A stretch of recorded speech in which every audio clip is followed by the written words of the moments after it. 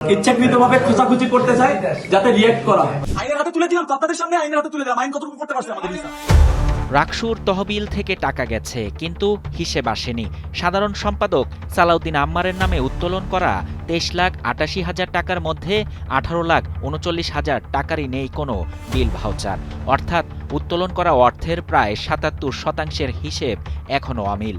রাজশাহী বিশ্ববিদ্যালয় কেন্দ্রীয় ছাত্র সংসদ রাকসুর তহবিল থেকে 7 ধাপে মোট 23,88,000 টাকা উত্তোলন করেছেন সাধারণ সম্পাদক সালাউদ্দিন আম্মার।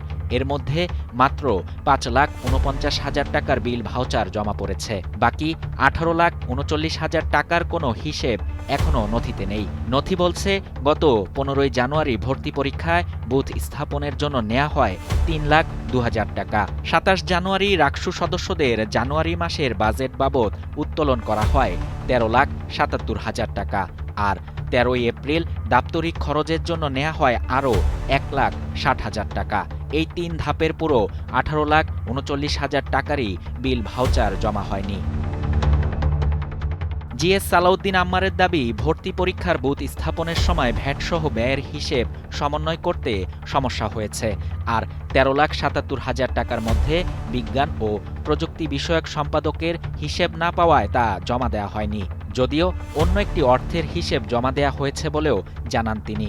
রাকসুর কোষাধ্যক্ষ অধ্যাপক সেতাউর রহমান বলেন, কর্মসূচি শেষ হওয়ার সঙ্গে সঙ্গেই বিল ভাউচার জমা দেওয়া উচিত। বাকি বিলগুলো নিয়ম অনুযায়ী জমা দেওয়ার জন্য আহ্বান জানানো হয়েছে। এদিকে রাকসুর বর্তমান পরিষদের বিভিন্ন কর্মসূচিতে বরাদ্দ নেয়া মোট 1,29,14,689 টাকার মধ্যে 61,50,468 টাকার বিল ভাউচারই এখনও জমা পড়েনি। রাকসুর তহবিলের টাকা খরচ হয়েছে, কিন্তু খরচের কাগজ কোথায়? 18,39,000 টাকার হিসেব না মেলায় এখন প্রশ্ন উঠছে, রাকসুর অর্থ কোন খাতে কিভাবে ব্যয় হয়েছে তার পূর্ণ স্বচ্ছতা নিশ্চিত কবে হবে? শাহরিয়ার শাফাত, বাংলা নিউজ 24।